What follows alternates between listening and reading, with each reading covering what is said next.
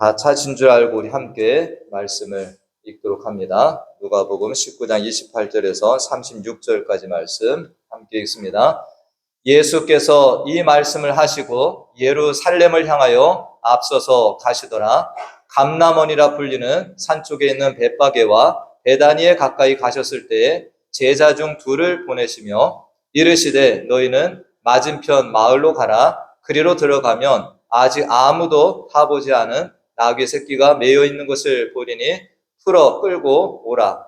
만일 누가 너희에게 어찌하여 푸느냐 묻거든 말하기를 주가 쓰시겠다 하라 하시매 보내심을 받은 자들이 가서 그 말씀하신 대로 만난지라. 나귀 새끼를 풀 때 그 임자들이 이르되 어찌하여 나귀 새끼를 푸느냐 대답하되 주께서 쓰시겠다 하고 그것을 예수께로 끌고 와서 자기들의 겉옷을 나귀 새끼 위에 걸쳐놓고 예수를 태우니 가실 때 그들이 자기의 겉옷을 길에 펴더라. 아멘. 할렐루야. 네, 제가 과테말라 이야기를 좀 이렇게 종종 하게 되는데, 제가 이 과테말라에 있을 때 안티구아라고 하는 한 도시가 있었는데요. 아주 세계적으로 유명한 도시가 됩니다. 이 중남미를 이 스페인 사람들이 다 정복을 하였을 때 이 안티구아라고 하는 그 도시가 그들의 수도격인 이런 도시가 하나 있습니다. 안티구아가. 그래서 한국으로 치면은 일본이 우리나라를 식민 지배할 때 서울에 뭘 뒀었나요? 총독부라는 걸 뒀잖아요. 거기에서 모든 통치를 해나가는 것처럼 이 스페인 사람들이 통치를 할 때 과테말라의 안티구아라는 데다가 자기들의 그런 것들을 이렇게 세워놓은 도시가 있습니다.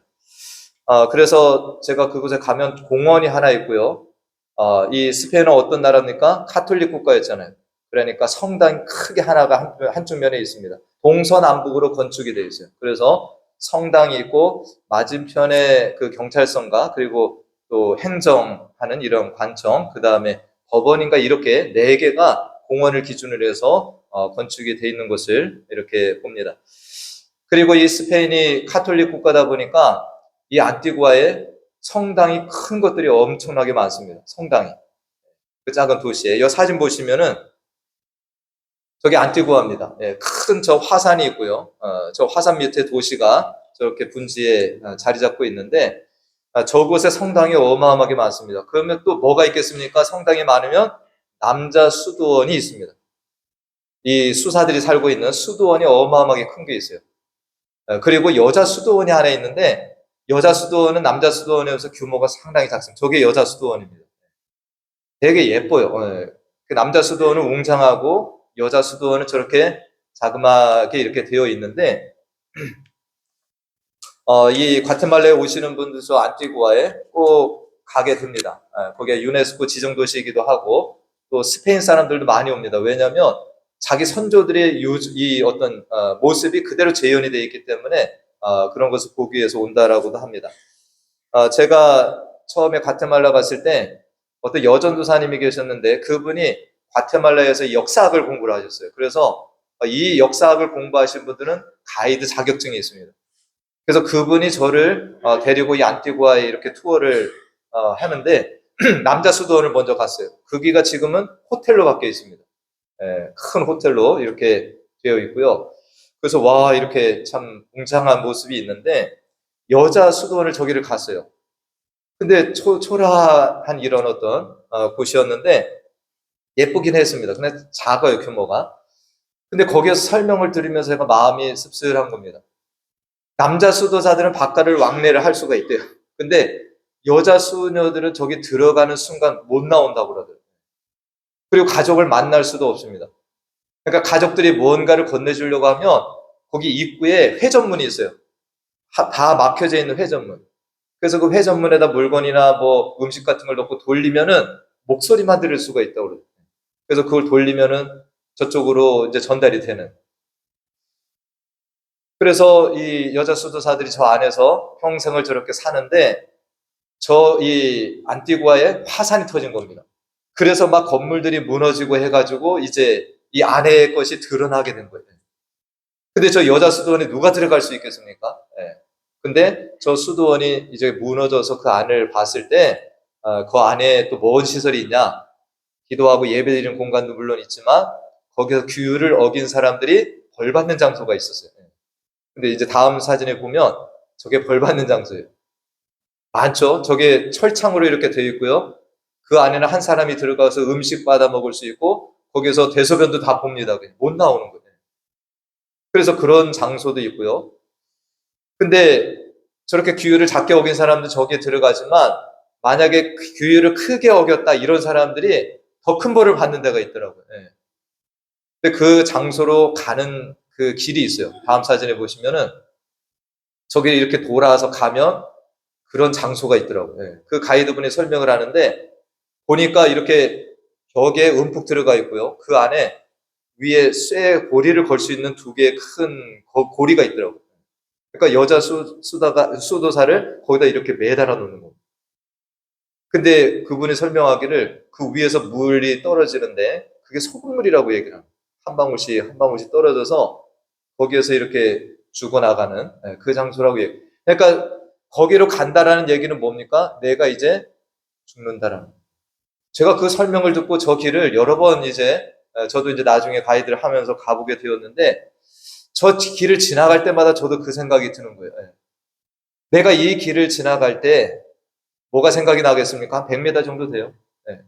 정말 내 가족 생각도 날 거고 밖에 있는 내 친구 생각도 날 거고 내가 이 길을 한번 가면 뭐합니까? 다시는 돌아오지 못할 길.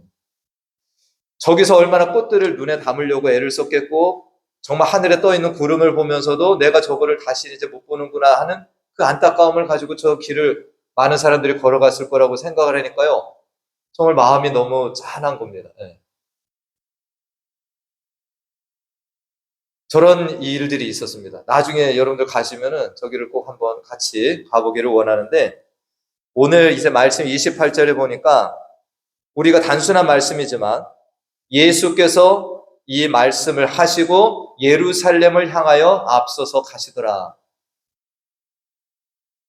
지금 예수님께서 예루살렘에 지금 들어가시는 것은 우리가 성경에 나와 있지만 어려서는 뭐하러 갔습니까? 아버지 따라서 절기 지키러 간 일도 있어요. 근데 지금 이 걸음은 뭡니까? 절기 지키러 올라가는 거 아니에요.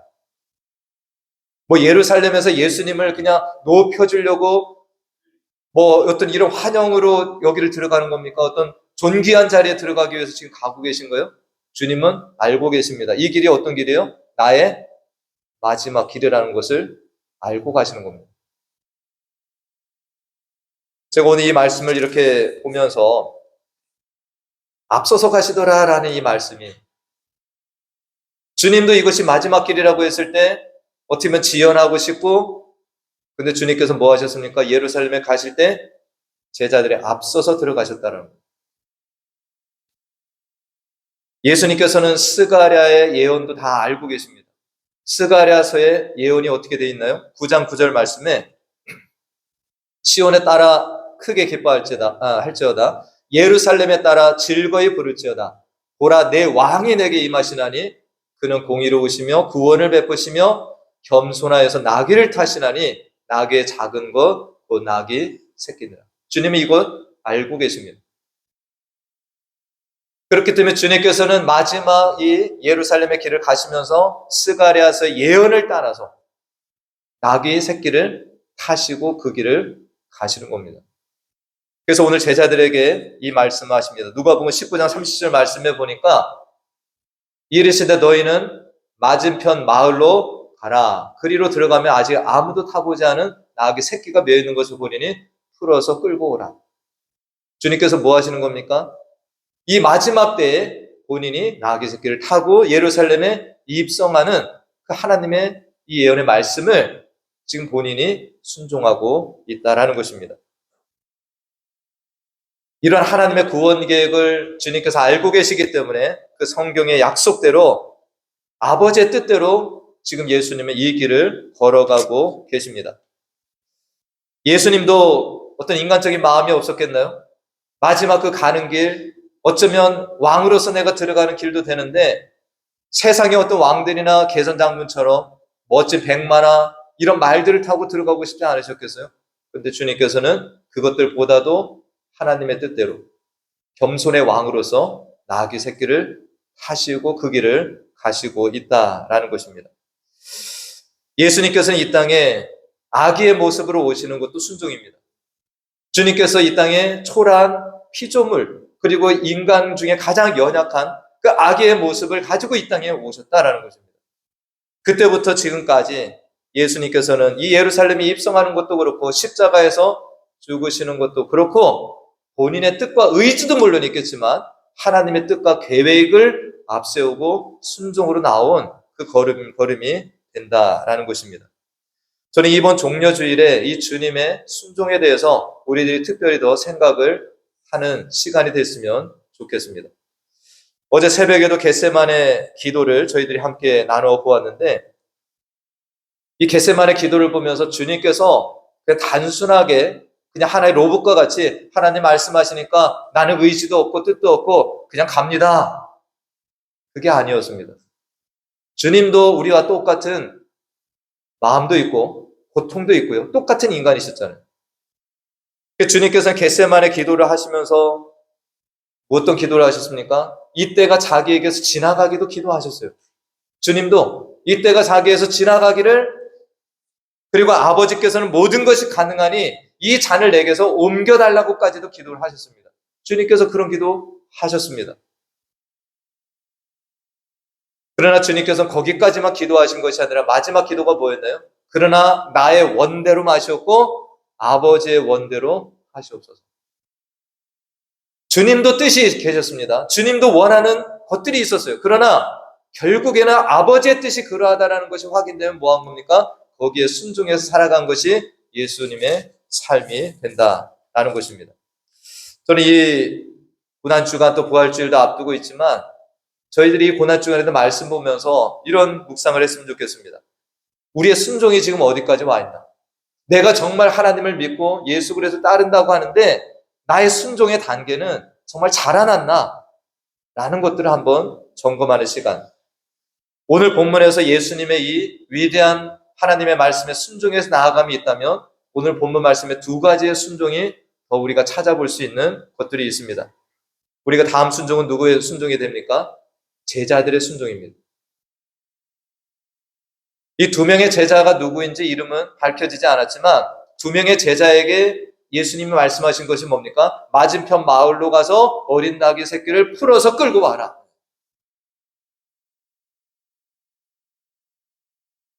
예수님이 돈도 주시지 않았습니다. 예전에 어떤 이 유대인들이 성전세가 내는 게 있어요. 모든 유대인은 성전세로 1년에 반세겔을 내야 됩니다. 근데 예수님 왜 안 내냐라고 따지는 사람이 있으니까 예수님이 베드로에게 가서 낚시를 하라고 한 적이 있습니다. 마태복음 17장 27절에 보니까 이 세금 시비가 나오니까 그들이 실족하지 않게 하기 위하여 네가 바다에 가서 낚시를 던져 먼저 오르는 고기를 가져 입을 열면 돈 한 세겔을 얻을 것이니 가져다가 나와 너를 위하여 주라.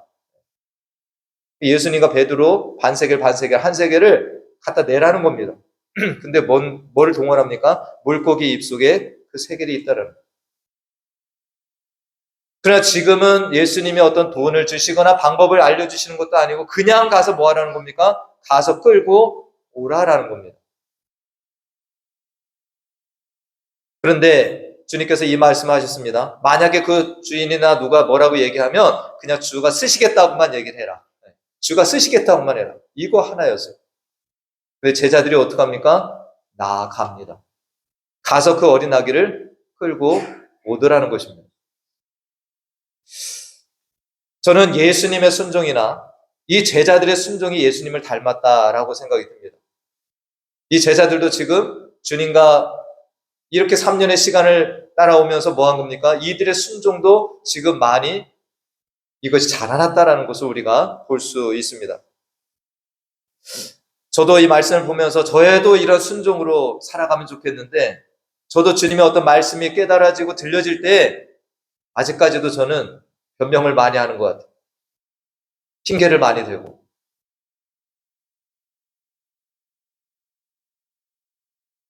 우리들이 오늘 성경 말씀에서 또 다른 순종을 하나 보게 되는데 그 순종은 누굽니까? 나귀 새끼 주인들의 순종이 됩니다. 오늘 말씀을 보시면 낙이 주인이 한 명이 아니었습니다. 여기 성경 말씀에 보니까 19장 33절에 낙이 새끼를 풀 때 그 임자들이 이르되 어찌하여 낙이 새끼를 푸냐. 이 주인이 한 명이 아니었어요. 여러 명이었는데 이 사람들이 다 뭐 한 겁니까? 주가 쓰시겠다라고 하는 말에 기꺼이 이것을 내어드리더라라는 것입니다. 일부 학자들은 이 나귀의 주인들도 어떤 하나님을 경외하며 살아가고 또 약속을 기다렸고 스가랴의 예언과 같이 그것을 이해하고 나귀를 내어드렸다라고 하는 견해도 있습니다.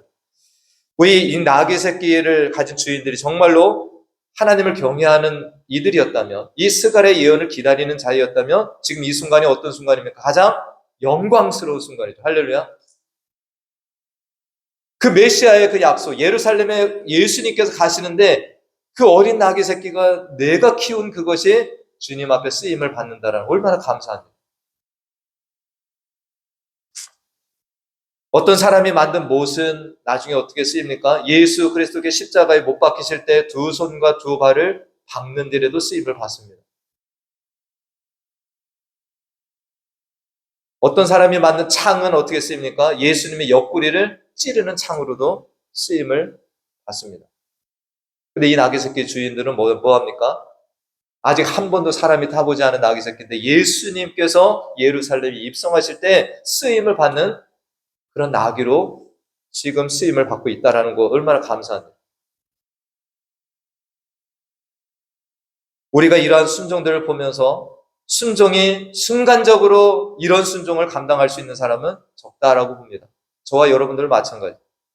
정말 하나님의 말씀이 주어질 때마다 그 말씀을 순종하고 또 이 훈련을 거듭하면서 우리들의 순종도 뭐합니까? 더욱더 아름다운 순종으로 자라난다라는 것을 이 시간 기억하시길 바랍니다. 그것을 내가 순종하지 않고 우리들이 거역하며 살아가다 보면 우리들은 더 그쪽으로 자라나게 됩니다. 지난 수요일에도 제가 그 말씀을 드렸는데 예레미야 선지자가 네 마음 가죽을 베라라고 하는 이 외침을 합니다. 우리들이 마음이 딱딱해진다라는 거예요. 불순종 하다 보면 우리들의 마음이 단단해서 더 이상 하나님의 말씀이 들려오지 않는다라는 거예요. 마음 가죽을 베고 부드러운 마음이 하나님의 말씀을 받아들이고 순종할 수 있게 된다. 우리들이 정말 주님의 뜻을 몰라서 고민할 때도 있습니다. 내가 어떻게 순종해야 되는 것이 맞는지, 또 내가 정말 어떤 길을 갈 때 어디로 가야 할지, 주님이 뭘 기뻐하시는 길인지를 우리가 모를 때도 있습니다. 그러나 우리가 신앙생활을 하다 보면 대부분은 하나님의 뜻을 명확하게 알게 됩니다. 하나님이 무엇을 기뻐하시는지 우리는 다 알 수 있게 돼요. 문제는 뭡니까? 우리들이 그것을 기꺼이 순종하지 않고 살아가게 된다는 것입니다. 하나님의 뜻이 명확하게 나에게 들려지고 하나님의 말씀이 나를 치고 깨닫게 해도 우리들은 뭐 합니까? 정말 내가 그 길을 가는 것을 두려워하기도 하고 때로는 손해가 주어지는 것들 때문에 내가 계산도 하기도 하고 때로는 내가 정말 하나님의 분명한 뜻이 주어져도 내 생각 고집대로 그냥 가기 때문에 더 이상 하나님의 어떤 뜻들이 비춰져도 더 이상은 이것이 들려지지 않게 되는 이 단단함의 여정이 우리가 있을 수 있다는 것입니다. 오늘 우리는 이 세 가지 순종을 기억하시는 동료주의, 주님께서도 자기의 뜻과 의지가 있었지만 하나님의 뜻과 계획을 깨닫고 어떻게 합니까? 거기에 순종해서 이 길을 나아가십니다. 이 제자들도 정말 주님 앞에 따지지 않습니다. 가서 끌고 오라고 했을 때 가서 그것을 끌어다가 주님 앞에 드리는 이 모습. 우리가 나귀 새끼 주인들의 모습도 참 아름다운 순종이라고 우리가 할 수 있습니다. 우리가 정말 이것을 생각하면서 이 한 주간 하나님이 어떤 말씀을 나에게 들려주시는지 그것을 듣는 이 귀가 우리 모두에게 열려질 수 있기를 함께 기도하면서 나아가십시다. 우리가 이 말씀을 생각하면서 우리들도 가야 될 예루살렘이 있습니다. 저와 우리 모두가 가야 될 예루살렘. 정말 그것이 내가 힘들고 내가 죽을 수 있다 할지라도 주님께서 가라 하시면 우리가 가야 될 자리가 있습니다. 우리가 따라야 할 말씀들도 있습니다. 오늘 두 제자가 뭔 말씀을 듣습니까? 가서 끌고 오라는 거예요. 황당할 수 있지만 우리들이 이 주중에 하나님의 말씀을 듣습니다. 도저히 이해할 수 없고 하나님 내 형편에 어떻게 이런 것을 감당합니까? 라고 하는 얼토당토하는 하나님의 말씀 같은 것이 들려질 수도 있습니다. 그러나 그 말씀에 순종하는 겁니다.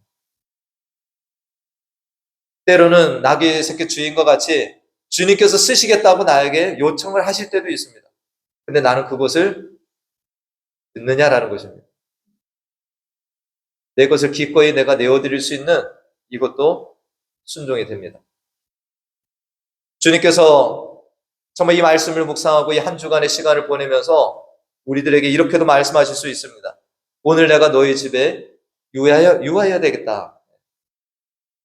삭개오 집에 찾아가신 것처럼 여러분들 기꺼이 주님의 뜻이라면 여러분들 기꺼이 순종하겠습니까?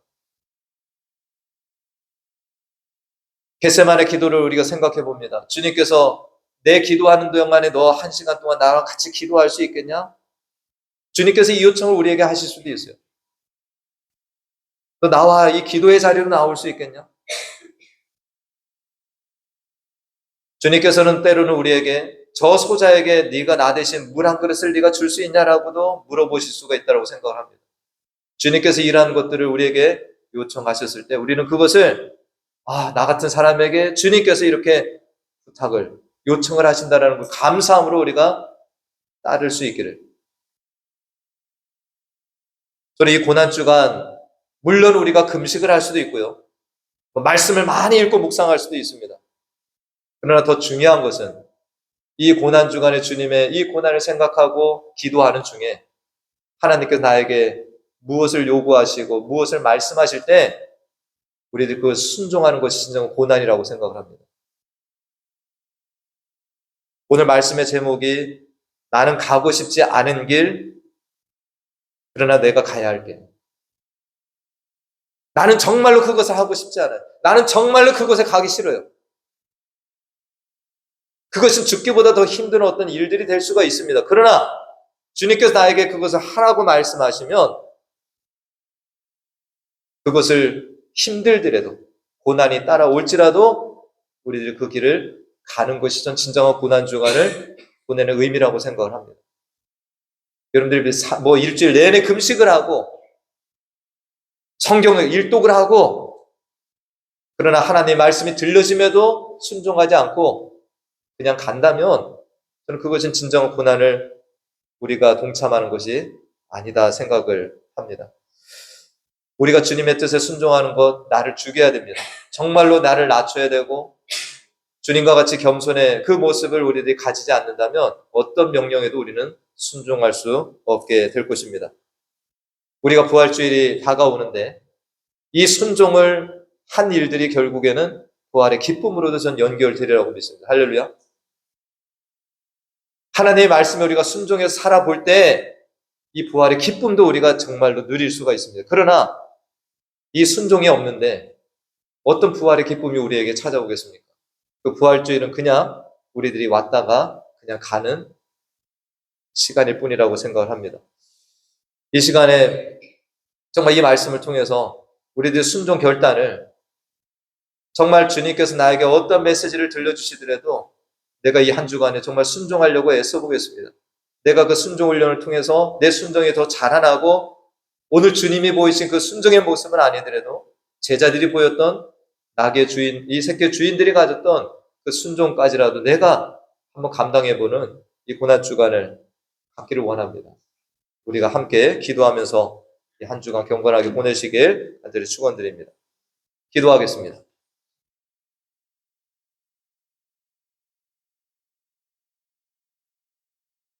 하나님 아버지, 우리 죄인들을 구원하시기 위한 하나님의 뜻과 계획에 순종하심으로 나귀 새끼를 타시고 예루살렘에 입성하신 주님을 기억합니다. 그 길이 어떤 길인지 아시지만 얼마나 가기가 힘든 길인지를 다 아시지만 주님께서는 결국 하나님의 뜻에 순종해 그 길을 가셨습니다. 이 걸음에 제자들의 순종이 있었습니다. 맞은편 마을로 가서 나귀를 끌고 오라 하시는 그 말씀에 순종하여 나아가는 제자들, 그리고 자신들의 나귀를 주께서 쓰시겠다 하심을 듣고 내어드리는 나귀 새끼 주인들의 순종이 있었습니다.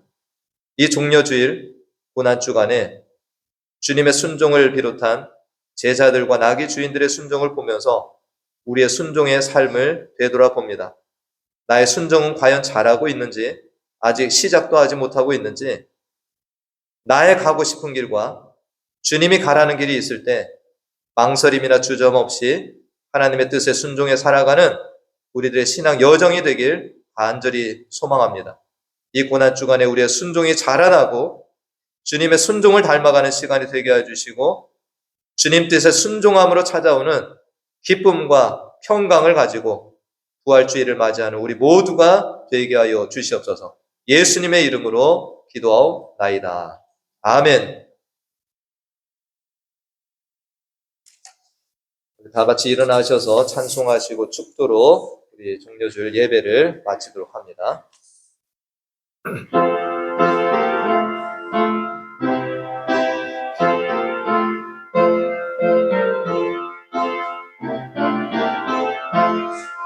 주여 복을 구하오니 편히 가게 하시고 사람마다 주례로 이기도록 하시고 광야 같은 세상에서 항상 인도하소서. 주의 복된 말씀 듣고 무한 감사합니다. 구원받은 주의 성도 열매 맺게 하시며 하나님이 우리 함께 항상 계시옵소서. 아멘.